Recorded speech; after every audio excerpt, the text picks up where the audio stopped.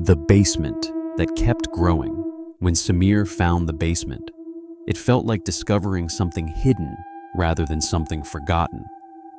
The entrance wasn't obvious, just a loose tile in the kitchen that shifted slightly when stepped on, revealing a metal ring underneath. Curious, he pulled it, and the tile lifted easily, exposing a dark opening with a narrow ladder leading down.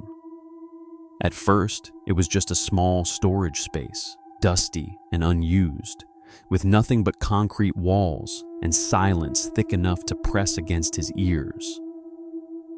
But the next day, it was bigger.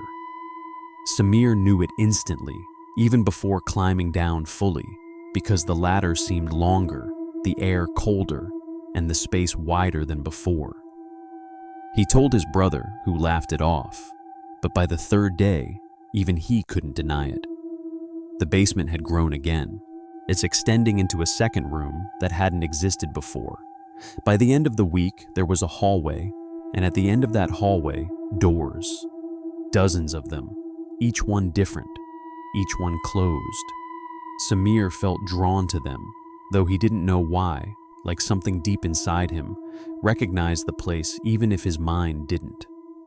He opened one door and found nothing inside, just darkness, endless and heavy, as if the room had no end. He slammed it shut, heart racing, but the feeling stayed with him.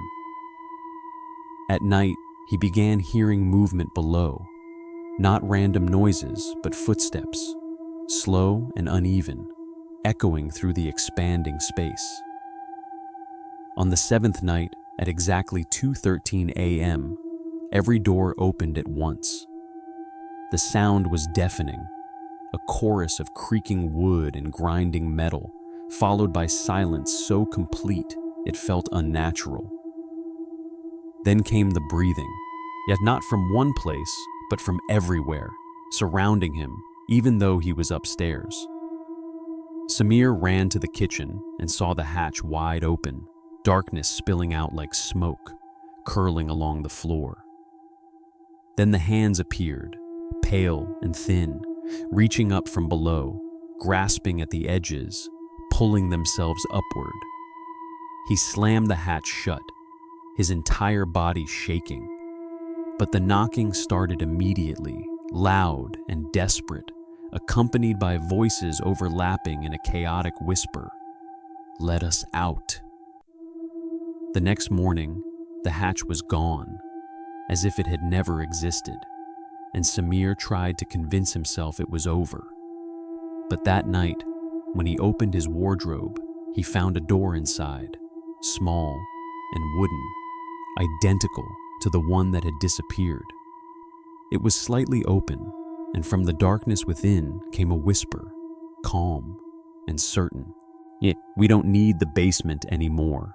Samir stepped back, but the door creaked wider, revealing movement inside, shapes shifting and pressing against each other, trying to fit through an opening too small for them. The voices spoke again, now clearer, now closer. "The house is bigger now." Samir ran, but every room he entered had another door, another opening, another way for them to reach him.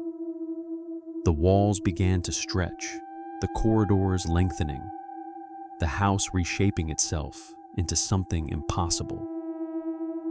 And at 2:13 a.m., no matter where he went, the knocking followed, coming from behind every surface, every wall, every door, until he realized the truth too late.